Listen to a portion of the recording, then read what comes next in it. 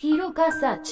एक बार राजा कृष्णदेव राय दरबार में बैठे मंत्रियों के साथ विचार विमर्श कर रहे थे कि तभी एक व्यक्ति उनके सामने आकर कहने लगा, महाराज मेरे साथ न्याय करें, मेरे मालिक ने मुझे धोखा दिया है। इतना सुनते ही महाराज ने उससे पूछा, तुम कौन हो और तुम्हारे साथ क्या हुआ है? अन्नदाता, मेरा नाम नामदेव है। कल मैं अपने मालिक के साथ किसी काम से एक गांव में जा रहा था। गर्मी की वजह से चलते चलते हम थक गए और पास में स्थित एक मंदिर की छाया में बैठ गए। तभी मेरी नजर एक लाल रंग की थैली पर पड़ी जो कि मंदिर के एक कोने में पड़ी हुई थी।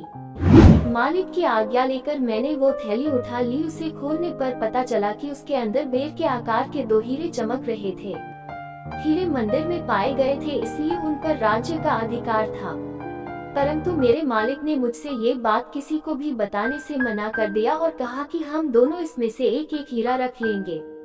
मैं अपने मालिक की गुलामी से परेशान था, इसलिए मैं अपना काम करना चाहता था, जिसके कारण मेरे मन में लालच आ गया। हवेली आते ही मालिक ने हीरे देने से साफ इनकार कर दिया। यही कारण है कि मुझे इंसाफ चाहिए। महाराज ने तुरंत कोतवाल को भेजकर नामदेव के मालिक को महल में पेश होने का आदेश दिया।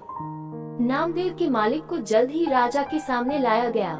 राजा ने उससे हीरो के बारे में पूछा तो वह बोले, महाराज ये बात सच है कि मंदिर में हीरे मिले थे, लेकिन मैंने वो हीरे नामदेव को देकर उन्हें राजकोष में जमा करने को कहा था। जब वह वापस लौटा तो मैंने उससे राजकोष की रसीद मांगी तो वह आनाकानी करने लगा। मैंने जब इसे धमकाया तो ये आपके पास आकर मनगढ़ंत कहानी सुनाने लगा। अच्छा तो ये बात है। महाराज ने कुछ सोचते हुए कहा, क्या तुम्हारे पास इस बात का कोई सबूत है कि तुम सच बोल रहे हो? अन्नदाता, अगर आपको मेरी बात पर यकीन नहीं तो आप मेरे दूसरे 3 नौकरों से पूछ सकते हो। वो उस वक्त वही थे। उसके बाद 3 नौकरों को राजा के सामने लाया गया। तीनों ने नामदेव के खिलाफ गवाही दी। महाराज 3 नौकरों और मालिक को वही बिठाकर अपने विश्राम कक्ष में चले गए और सेनापति तेनालीराम महामंत्री को भी इस विषय में बात करने के लिए वहां बुलवा लिया। उनके पहुंचने पर महाराज ने महामंत्री से पूछा, आपको क्या लगता है, क्या नामदेव झूठ बोल रहा है? जी महाराज, नामदेव ही झूठा है। उसके मन में लालच आ गया होगा और उसने हीरे अपने पास ही रख लिए होंगे। सेनापति ने गवाहों को झूठा बताया। उसके हिसाब से नामदेव सच बोल रहा था। तेनालीराम चुपचाप खड़ा सबकी बातें सुन रहा था। तब महाराज ने उसकी ओर देखते हुए उसकी राय मांगी।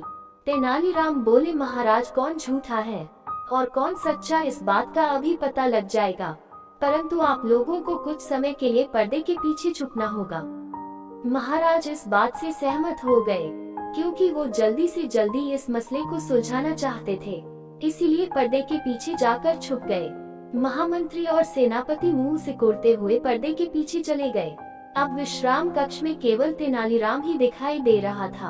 अब उसने सेवक से कहकर पहले गवाह को बुलाया।